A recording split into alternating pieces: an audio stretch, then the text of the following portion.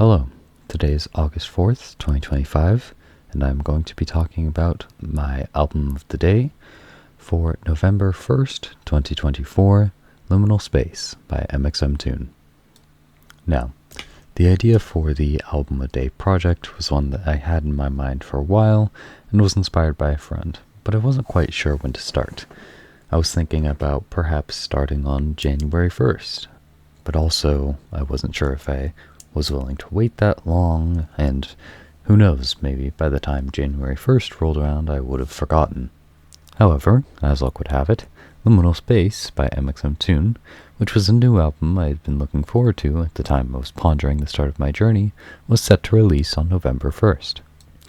I figured that because it would release at the start of a new month, and the date wasn't too far away, that it would be a fitting start to my Album a Day project. Backstory aside, I am recording this several months after my first listen to this album, and in that time it has grown on me quite a bit. However, that's not to say that I didn't enjoy it upon my initial listen. mxmtoon is not a hugely popular artist, and if you've heard of her before, it is likely from her song Prom Dress or maybe Fever Dream.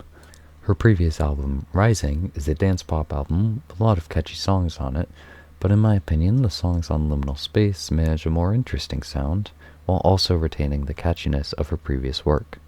The album opener, Dramatic Escape, is one of my favorites. It is an incredibly soothing song, not only because of the slow tempo, but because the therapeutic advice that she rejects is actually incredibly calming if you listen to it for yourself. Take it easy, nice and slow. Wake up early and smell the roses while you go with the flow. Dramatic Escape certainly sets a tone that the next song, I Hate Texas, doesn't exactly follow through with. While the first song was quiet and introspective, this one is louder while still being introspective. It took time to grow on me, but now I can for sure say that I like it. That intro especially gives the song a unique flair. The song is about doing things that are uncomfortable or difficult if it means moving on from a bad relationship. A dramatic escape, if you will. I hate Texas, but the exits have more room to run away from you. The next song, Rain, is beautifully simple. It can really be boiled down to the grass is always greener on the other side. The other side of the country, in this case. When I'm cruising down the one, dreaming I'm back east, till I end up in Long Beach.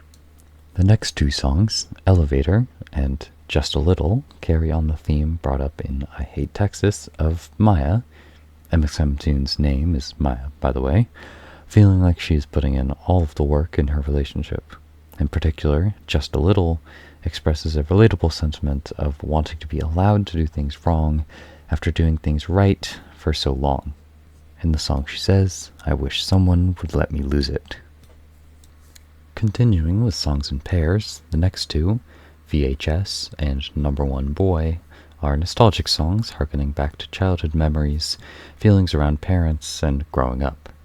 Also, maybe a trans allegory? Maya's not trans, and it doesn't really make sense for it to be a trans allegory, but it really seems like one. This is just based on vibes.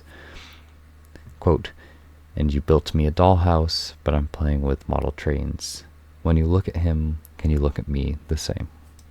The next song, Passenger Side, is possibly my least favorite song on the album. It's another song about carrying too much weight in a relationship, but it's the least interesting out of all the songs with that topic, and also out of sequence with the rest of those songs in context of the album. It's not bad, just sort of superfluous in my eyes. The next song, God, is pretty cut and dry, honestly. It's about being agnostic. The song is sort of carried by the novelty of its concept, as it's not something I've heard sung about a lot of times, if ever, before. So it definitely carves itself a niche there.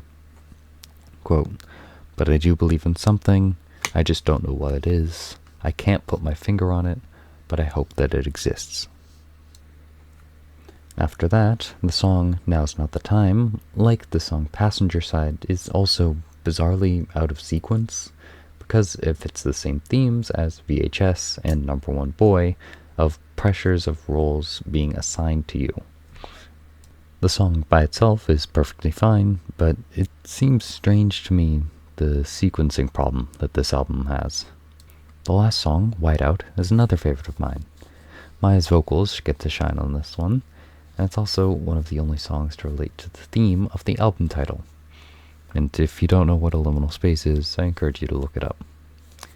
The song itself is about enjoying brief bits of happiness while struggling. Final thoughts. After 9 months, this album is still one of my favorites that I've listened to so far. I love the calming nature that most of the songs have, and the more upbeat songs are still catchy. My favorite song on this album was Rain, and my least favorite was Passenger Side. Thank you for listening.